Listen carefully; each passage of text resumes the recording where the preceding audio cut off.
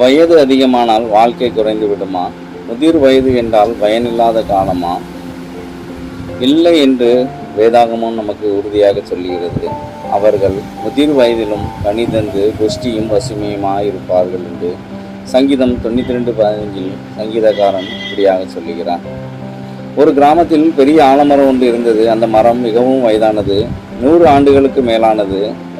சிலர் அதை சொல்வார்கள், அது பழைய மரம், இனி பயனில்லை என்று.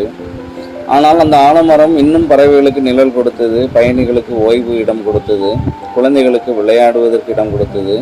ஒரு நாள் ஒரு சிறுவன் தன் தகப்பனிடம் கேட்கிறான், இந்த மரம் எவ்வளவு வயதானாலும் ஏன் இன்னும் பயனுள்ளதாக இருக்கிறது என்று அவனுடைய அப்பா சொல்லுகிறார். இந்த மரத்தின் வேர்கள் ஆழமாக இருக்கிறது, அதனால்தான் வறட்சியிலும் பசுமையாக இருக்கிறது. அதே போலதான் தேவனை நம்பி வாழும் மனிதன், அவன் வயதாகினாலும் அவன் வார்த்தைகள் ஆசீர்வாதமாக இருக்கும், அவன் வாழ்க்கை மற்றவர்களுக்கு நிழலாக இருக்கும், அவன் விசுவாசம் மற்றவர்களுக்கு பலனாக இருக்கும்.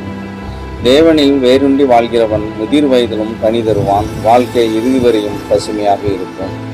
அந்த ஆலமரம் போலவே தேவனில் வேரூன்றிய வாழ்க்கை ஒருபோதும் உலராது. மக்கள் வயதை பார்க்கலாம், ஆனால் தேவன் வேர்களை பார்க்கிறார். வயது முக்கியமல்ல, நாம் எங்கே வேரூன்றி இருக்கிறோம் என்பதே முக்கியம். கர்த்தர் இந்த வார்த்தையை ஆசீர்வதிப்பாராக. ஆமென்.